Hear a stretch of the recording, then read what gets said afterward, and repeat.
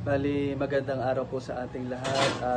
For today's video, ipapaliwanag po namin yung pinaka-business model naman ng kumpletong wala business model. Bali, ngayon, nandito po kami ngayon sa, sa Taguig po, yung pinaka-maliit lang po namin na shop. Nandito po sila sa Sir Carlo. Kung napapansin nyo po, siya yung nag-a-assist kila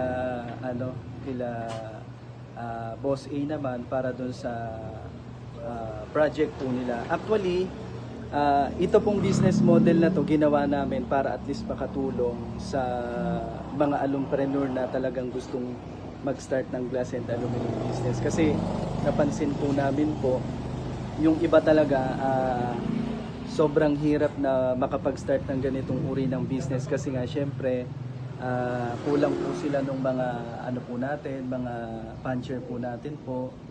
Yung mga puncher tayo dito. Tapos meron din tayo mga mock-up. Tapos ang gagawin natin, yung mga supplier po kasi may mga pagkakataon kasi dun sa mga nag-i-start, hindi pa nila alam yung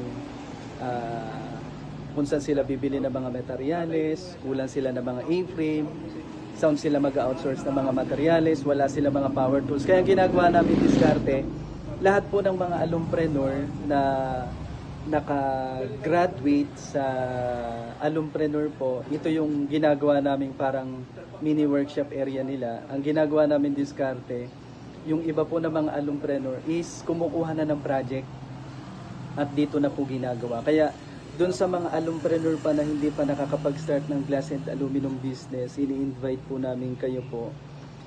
Kuha kayo ng project, pwede natin dito gawin sa Taguig. Wag na po muna kayong bumili ng mga puncher at mga meter. So then kami rin po yung mag-a-assist po sa inyo. Kaya yun ang pinaka-business model namin. Kumpletong wala business model. Kami yung nagpo-provide ng mga tools, equipment, puncher, mga mock-up. Basta kumuha lang kayo ng mga project at tutulungan din po namin kayo mag-present dun sa mga kliyente nyo. Kaya ini-invite din po namin kayo December 20 po dito sa Taguig. Ito yung munting kabuhayan po namin. Salamat.